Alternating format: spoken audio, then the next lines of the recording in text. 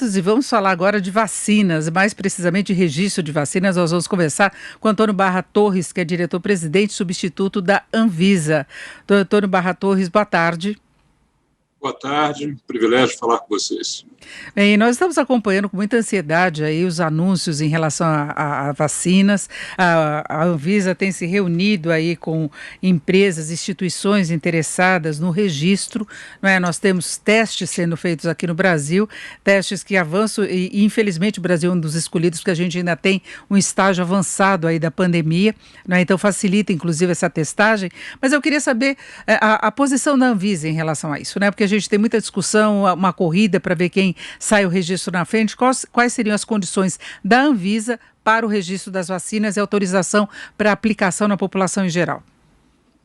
Perfeito. Eu acho importante pontuar que essa questão de uma corrida é um conceito, dá até para entender que ele exista, mas, na verdade, são empresas, são laboratórios, são institutos de pesquisa que estão desenvolvendo vacinas para o enfrentamento da Covid-19.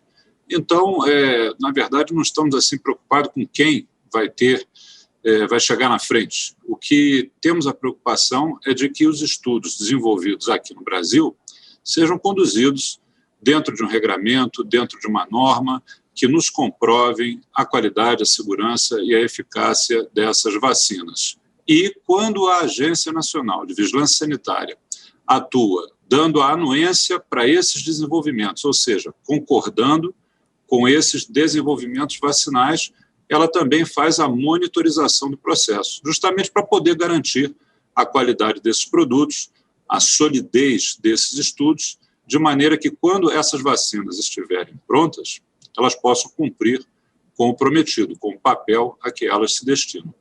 Agora, nós temos duas grandes instituições aqui no Brasil que estão, eu falava em corrida, porque a gente vê pressa, inclusive, dos cientistas em Claro. obter resultados, dada a urgência colocada pela pandemia, não é? Então, na verdade, é uma corrida do bem, né? Em relação a isso, não é uma questão Sim. de concorrência, simplesmente, né? Mas nós temos a Fiocruz e o Instituto Butantan. Há a possibilidade de a Anvisa autorizar mais de uma vacina, registrar mais de uma simultaneamente? Sim, é possível e me perdoe aqui, eu não fiz nenhuma crítica, não quero criticar a sua colocação quanto à corrida, não. É apenas para esclarecer ao nosso espectador, não é, que temos, no dia de hoje, nós temos 4, vamos dizer assim, plataformas vacinais em desenvolvimento aqui no Brasil e a possibilidade de termos mais de uma delas registrada, inclusive simultaneamente, é uma possibilidade concreta, e isso vai acontecendo à medida que esses desenvolvimentos forem sendo concluídos, forem chegando ao final. Então, como você muito bem colocou no início da sua fala, em que pese esse lado que é preocupante do Brasil, ele é escolhido também para participar desses testes, infelizmente pelo fato de ainda termos a doença bastante ativa aqui no Brasil, mas, por outro lado, teremos também a possibilidade, esperamos, contamos com isso, de ter várias vacinas autorizadas, registradas e disponibilizadas para o nosso cidadão. Vamos ter algum benefício em relação a isso, com certeza. Agora, também colocando a urgência dessa situação toda, a Anvisa terá procedimentos diferentes para analisar com maior rapidez os resultados obtidos e os pedidos de registro? Perfeito. É uma outra colocação que você faz, que ela está afinada com toda a comunidade científica mundial. Ou seja, em todo o mundo, a comunidade científica ela está otimizando processos, ela está alocando recursos humanos que antes estavam voltados para outras áreas também importantes, mas no momento não tão prioritárias. Então, aqui na Anvisa, nós já fizemos isso, na verdade, fizemos isso já desde o início do ano, quanto à questão dos recursos humanos, a otimização de processos e, como você também colocou no início da nossa entrevista, através dessas reuniões, essas interlocuções feitas, algumas de maneira presencial, outras de maneira virtual, afinando a comunicação com as instituições, com os laboratórios, para que, às vezes, uma pequena dúvida, ou um procedimento que possa sofrer um ajuste fino melhor e, com isso, acelerar o processo. Então, por exemplo, nós tivemos a visita de integrantes do governo do Paraná, recentemente, que estão nas tratativas com uma vacina que virá da Rússia. Já estamos em conversações para que, quando esses documentos sejam apresentados, esses documentos já venham praticamente completos e possamos iniciar nossa análise com grande rapidez.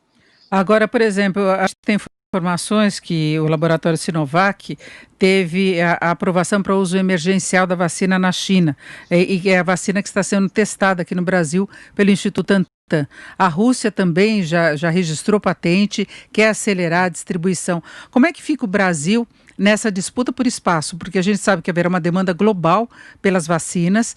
As vacinas estão sendo testadas aqui no Brasil. Agora, qual é a condição de o Brasil ter acesso mais rápido e suficiente para atender a maior parcela da população possível?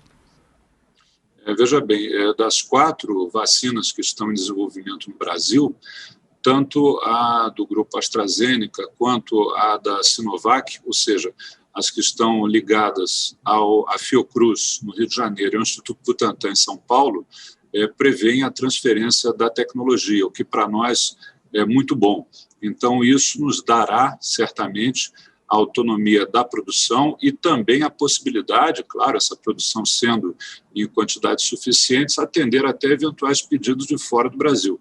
Então, eu vejo com muito otimismo, muita esperança essas técnicas. As outras 2 que estão em desenvolvimento, elas não contemplam a transferência, mas também são muito importantes, até porque empregam métodos de desenvolvimento diferentes. Então, digamos assim, nós teremos diversas possibilidades cientificamente diferentes entre si, mas o que, obviamente, quando todas estão sendo desenvolvidas no Brasil, isso coloca o nosso país numa posição mais favorável. Então, eu acho que sairemos beneficiados. Inclusive para quem está nos acompanhando, para poder entender o porquê de tantas vacinas, elas não têm o mesmo princípio de testagem, de formação aí do medicamento imunológico, né? São condições diferentes e, portanto, podem obter resultados diferentes também. Exato, exatamente. Nós temos, por exemplo, vacinas que vão utilizar vírus inofensivos, que não causam mal, como veículos transportadores dos componentes do vírus agressor para que o nosso sistema imunológico possa reagir. Nós já temos outras vacinas que vão trabalhar com o vírus Covid-19, o vírus inativado. Nós já temos outras que vão utilizar ácidos nucleicos virais, o RNA, envolto em um determinado tipo de célula. Ou seja, só aí citei 3 possibilidades tecnológicas diferentes, mas que justamente por serem diferentes, talvez, imaginemos, não é naquilo que uma possa ter algum óbice, algum pequeno retardo no seu desenvolvimento, na sua evolução, isso pode ser compensado na outra. Então, são mecanismos diferentes de atingirmos um bom resultado.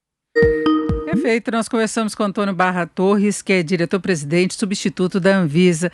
Doutor Barra Torres, muito obrigado, uma boa tarde. Eu que agradeço ao Jovem Pan por mais essa oportunidade, estamos à disposição, desejo aos ouvintes também um ótimo dia, tudo de bom. Muito obrigada.